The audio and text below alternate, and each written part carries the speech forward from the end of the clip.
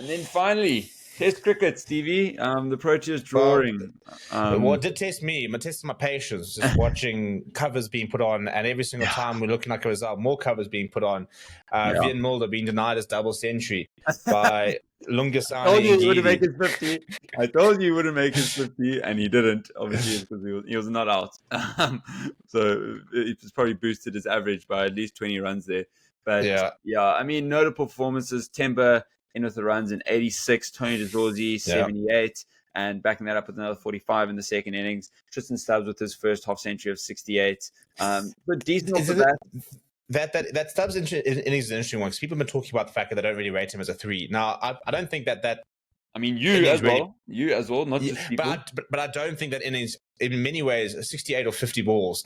It wasn't a 3 because we were chasing time. Yeah, it's what I'm saying. That kind of almost proved my point that I think, the counter-attacking number 6, number 7, for example, is where I think he probably should settle. Rishabh Pant type of player. A lot of people accusing us of playing boring Test cricket. I mean, weird chat. But I wonder if that might be why old Chucky's backing a 3. Maybe he's sitting there thinking, well, actually, I'm going to put somebody out there who's positive that looks to score, and he's going to be the guy that tries and ups the run rate a bit. Yeah. You've got Tim Bavuma there who's going to. Listen, he scored a triple century, so he knows how to bowl an innings. He scored a triple century this year, so he does have some accolades at domestic level of playing, proper Test match or long format cricket. But I was just happy to see him. I genuinely think he is our most talented cricketer in South Africa, and I think for the next 10 years, a lot of our success is going to be depending on how his career and his performances go in big moments. So hopefully he settles himself on the Test stage, gets that first 100 under the belt. It's obviously the big monkey off the bat that we saw the likes of Rassie van der Dussen not able to do, Keegan Pearson not able to do, and it kind of plagues people.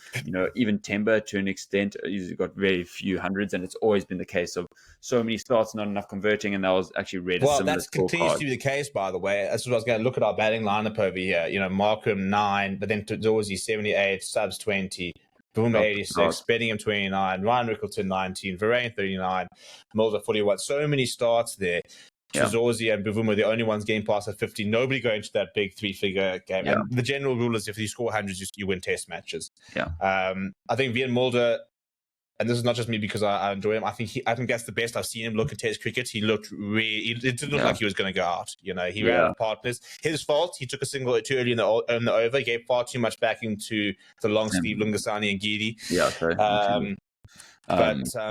He looked really good. And interesting to see what we go with balance wise. I don't think we necessarily need that extra batsman. I'd love to see, as you said last week, Rickleton keeping and drop then Verena, bring in Dane Pete, because I think the decision to not have that extra spinner really worked against us. Yeah, and I also think that Lungi probably needs to drop out, and you got to get Nandra in. We need express pace. Yeah, I agree. We haven't got anyone really pushing that high 140s mark. KG's always like the low 140s, 130s, but he's just hitting the deck and getting the ball to move more than he's beating people for express pace. Especially if you have Vian Mulder as your other seamer, like he's bowling the same pace as Lungi, so you're fitting that box, and obviously Vian's an all-rounder. Yeah.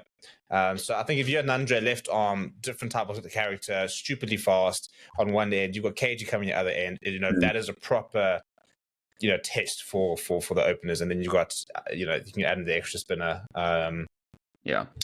And Stevie, I just want to raise a point that I think every single Test match needs to have a 6th day. Surely at this point, I like how they're talking about we play so few Tests, and then to see it lost because of rain is just like such a ball ache. Like, I understand if it's like a Ashes series, you can't do that because that's an extra 5 days on a schedule, so that's long. We're talking about an extra 2 days here of a tour. That's not that much. You can do with that. Give them one less day to recover, even, honestly. ICC's busy trying to investigate 4-day Test matches, but you're not down to back you. A reserve day.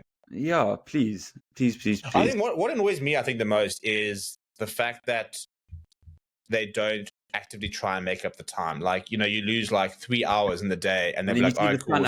Early, and then no one's and then we'll be like, Yeah, and they'll be like, cool, we'll start half an hour early. No, don't start at 10. Don't start at 9. Start at 9. Yeah. You know? Start at 8 if you need to, right? Yeah, get out there, man. Bit of dew. Wake up early. Yeah.